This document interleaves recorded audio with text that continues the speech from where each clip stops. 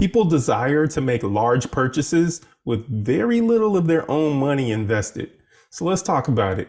And I don't care where you fall on the financial spectrum. You may be very rich or wealthy and have a lot of funds or resources in the bank. You may be poor.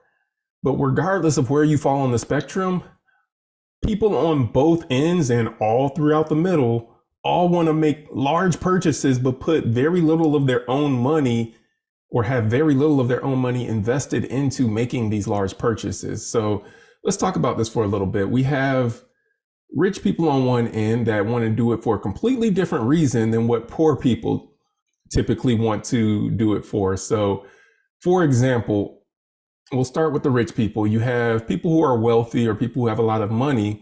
They want to be able to purchase things, but don't want to put a lot of their own money in it. And a lot of the reason is because, I'm not saying this is applicable across the board for everyone, but much of the reason that rich people want to be able to purchase things without putting much of their own money in it is because they leverage debt to grow their wealth, to build their assets. This is what I'm talking about. Let's say, for example, that I have $400,000 in the bank. So if I have $400,000, I can go and purchase a house for $400,000 and pay cash and have no mortgage or any of that, interest payments that I have to pay or anything like that. So I can go and purchase a $400,000 house, pay cash for it, no mortgage. I don't have to worry about paying interest to a lender. So that's one route I could take. However, wealthy people think a little bit differently, because even though they may have the $400,000 to be able to pay for that house in cash, the way that they may be thinking is, wait a minute, I can purchase investment properties for 20% down. In some instances, you can purchase it for less, but for the purposes of this example, we'll stick with the norm, which is 20% down. So I can purchase an investment property for 20% down. 20% of 400,000 is $80,000.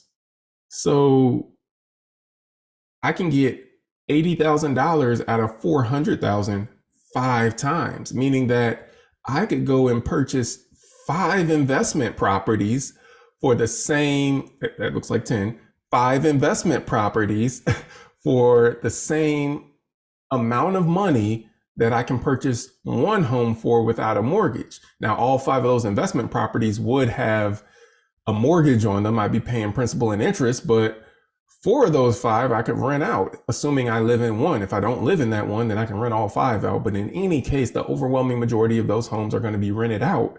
And the renters or the tenants are going to be paying my mortgage for those properties. So in essence, I purchased one home, I put $80,000 down, and I purchased a $400,000 home. So now instead of owning one $400,000 home mortgage free or debt free, now I own 5 $400,000 homes that all have mortgages. However, I'm also getting income from at least 4 of those, while all 5 of them are appreciating in value year over year over year on average. That is how a wealthy person is looking at this thing, from a standpoint of, I want to put as little of my money in as possible. Because if a wealthy person could put 10% of their money in, which would be $40,000 of that 400, then they would just put 10% of their money in and have 10 investment properties rather than having one that's paid off with no mortgage. They would leverage the debt, meaning I'm gonna put the little down payment in and leverage all the debt that I can get to pay the rest of this, to purchase this property.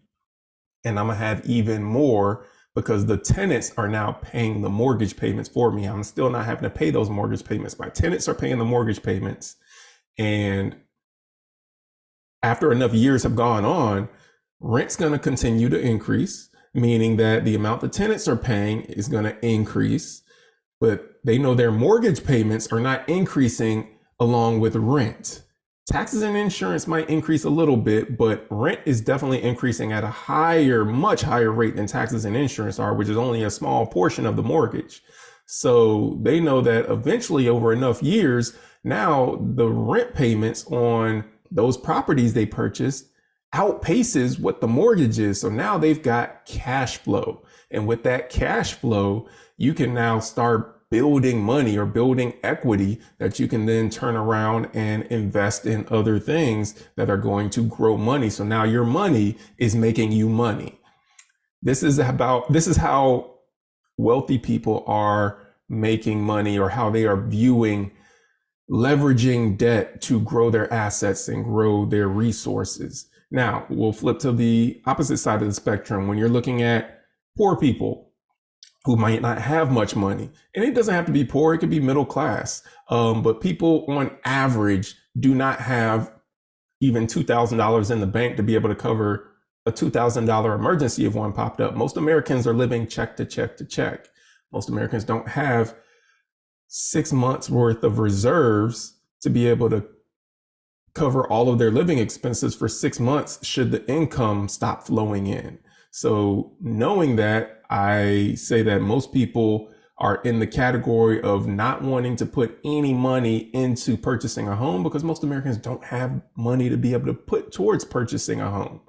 And so the reason is different. It has nothing to do with wanting to grow assets and wealth. It has everything to do with maybe the money's not there for them to want to be able to, for them to even be able to utilize to pay off, to pay closing costs and down payment or any of those things when it comes to purchasing a home. So the reasons, as you can see, are miles apart in difference. One, on the one hand, with, the middle class or the low class, low income class, I should say, is just trying to get into a home with the little funds that they may have available to them. And you have people who are a little more affluent that are utilizing, out of the abundance of the resources they have, want to utilize a small portion of that so that they can continue to increase their wealth and increase what it is that they are growing in terms of, their assets that they have. And so these are some of the things that you want to really hone in on and pay attention to when I'm talking about people on both sides of the spectrum that both don't want to put in their own money to be able to purchase a home, but they do it for different reasons. Now, what I will say is that people who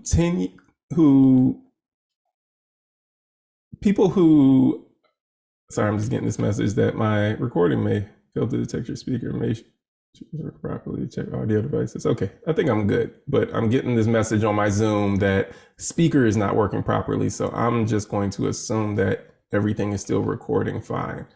But in any case, so you have people on both sides of the spectrum. And on one side of the spectrum, again, the difference being that the people that tend to have more money also understand that there oftentimes is some money that it takes to grow their money or to acquire more wealth. They understand that. They don't want to use much of their own money, but they understand that. Whereas on the opposite side of the spectrum, I tend to encounter a lot of individuals who have had a friend or a family member who was able to make a large purchase. In this example, we're talking about houses, was able to purchase a house without having to put any money down. That exists. People have been able to purchase homes without having to put any money down. It also exists that people have hit half-court shots in basketball. It also exists that people hit home runs in baseball. What I'm getting at is that's not the norm for everybody. Yes, you have people that are out there and have been able to find the right loan program, coupled with a seller who's maybe willing to contribute toward closing costs and helping to cover some of those costs. So the right loan program coupled with a seller that's maybe willing to contribute toward closing costs, or maybe you found the needle in the haystack of the program that fit your perfect situation for the price home that you're getting, to where the incentives that you were getting to purchase that home was able to cover your down payment and cover your closing costs. However it was able to get worked out, it got worked out for those individuals. That's not the norm. You can go and shoot half-court shots all day. I can give you 20 half-court shots. I'll give you 20 opportunities and you could miss all 20. I could say, hey, you're going to step up to the plate and you're going to swing the bat. I'll give you 50 pitches.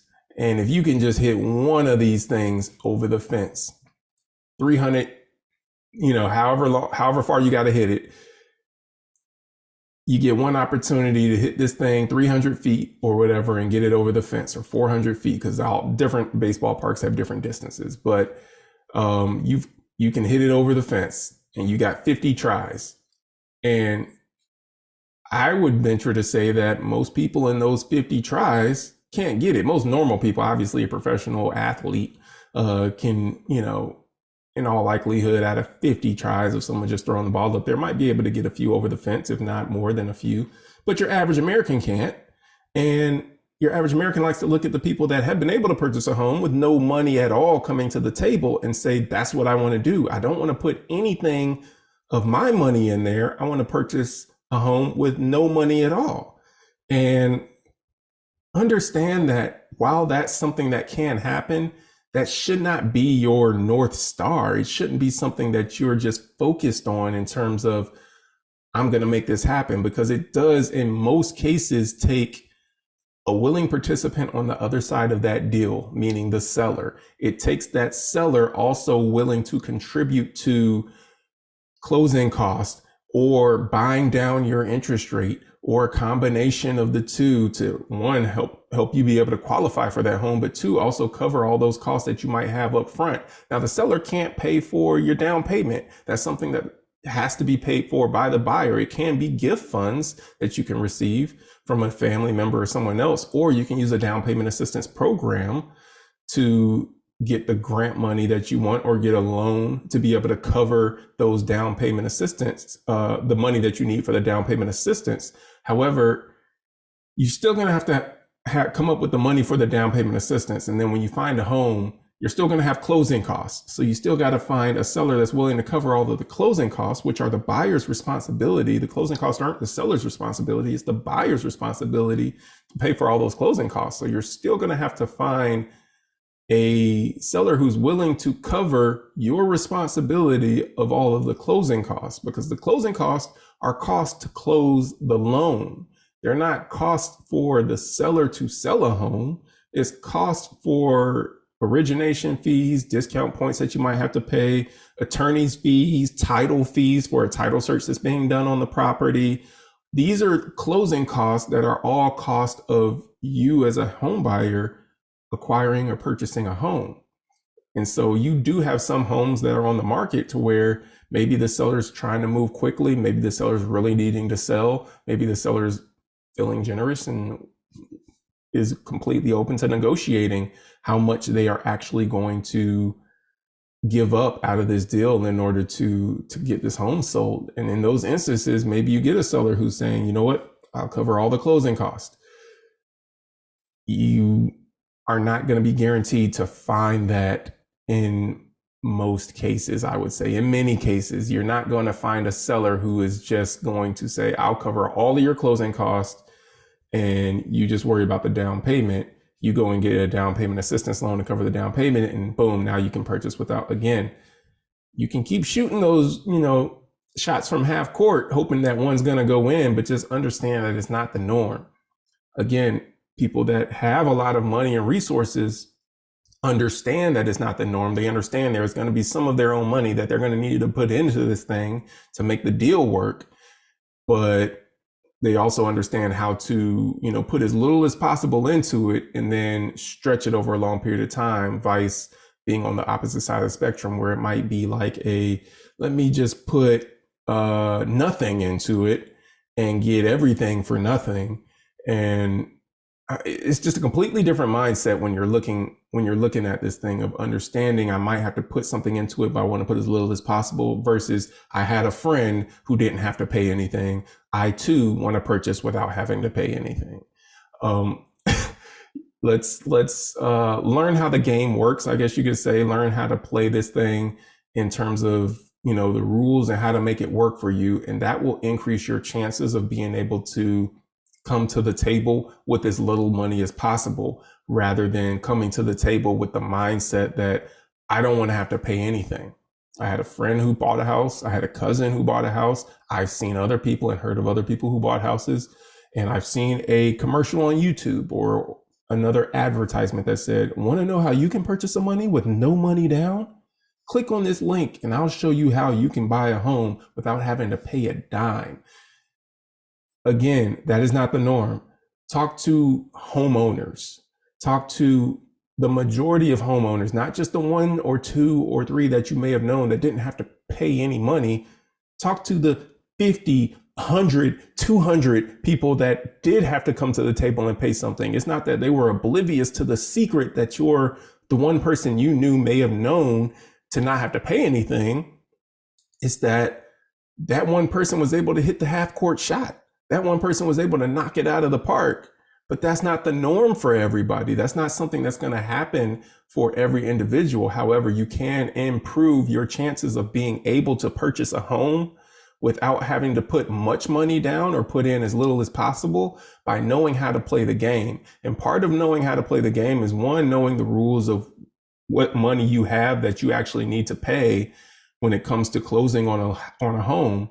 But two, part of playing that game is also knowing what home to buy, understanding that some sellers are willing to negotiate, and finding a home that might not be your preferred home or the best home for you to purchase, but it's a home where the seller's willing to negotiate will actually give you a better chance of being able to put little money down or no money down to be able to purchase a home. Vice, I want this home because this is a beautiful home. It's a nice home. It's in the neighborhood I want to be in. Those homes are also often sought after by many individuals, meaning that the sellers of those homes know that their home is a sought after home, and those sellers tend to not be as willing to want to give up of the money that they would receive from selling the home. Because when you're asking a seller to pay $10,000 in closing costs or $15,000 in closing costs, what that means is that that seller is going to get $10,000 less when they sell their home. They're going to get $10,000 or $15,000 less when you purchase that home. So if you're trying to have a seller give up that money, then it's going to be harder to get it done when you're seeking a property that everyone wants and is highly sought after. But if you go after a property that's maybe been sitting on the market for a little bit longer, or you go after a property that, maybe it's overpriced, or, it's not, maybe it's priced right, but no one wants it at that price range, is what a better way of putting it. So maybe it's priced according to how other homes in the market are priced, but no one wants to purchase it at that price. So maybe you have some wiggle room to be able to negotiate with the seller to get them to pay for closing costs and give up some of that equity they have so that they can get their home sold.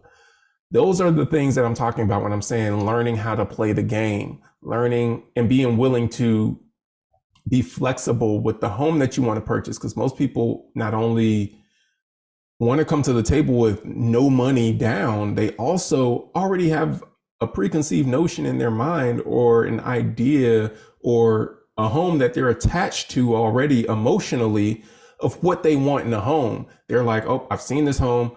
I know what I want in a home. This is the one. I've already been doing my shopping on Zillow or Redfin or Realtor.com or whatever it is. I know what home I want. And they've already attached themselves. This is a school district I want to be in. This is the beautiful home and everything. Guarantee you the one that's number one on your list is probably number one on many other people's list as well. Those sought after homes, it's going to be harder to get that negotiation oftentimes. And so those are some of the things that you need to learn about playing the game so that when you actually jump in the game and you're trying to knock one out of the park, you're trying to hit that half court shot, you now know the rules, you know what needs to be covered, you know what it takes to make it happen, and you also are willing to be flexible in where you select your shots, meaning what homes you go after where the sellers might be more willing to negotiate with you on the price so that you can get that home with little to no money down. So that's what I wanted to bring to you. Hopefully it's been beneficial for you because trust me, there are ways to make it happen. It is not the norm. It is not the norm. One more time for the folks in the back. It is not the norm. However, it is possible, but knowing the rules of the game, knowing how to play that game, and also being flexible is going to help give you a better shot at being able to hit that home run. And the best shot that you can have at least securing the property is making sure you have funds saved up to be able to cover those closing costs if in the event you're not able to negotiate for the seller to cover it, you at least have the funds to where you can cover it on your own as well. And you're not depending on a seller or depending on a grant from somewhere to be able to cover those funds or cover that for you. So that's what I have for you. Hopefully this has been beneficial. And yeah, that's all I got. Please subscribe to the channel, because I greatly do appreciate seeing those subscribers tick up, and it helps me to be able to get this out to more people as well. So I'm going to continue to push good information to you that I think will be beneficial to you. I do have a wealth of knowledge and information. I have been licensed as a real estate agent since 2007. So that is what, 17 years now that I've been licensed as an agent. And I'm also a mortgage loan originator as well. So a loan officer that originates loans for financing purchases for people to be able to purchase homes.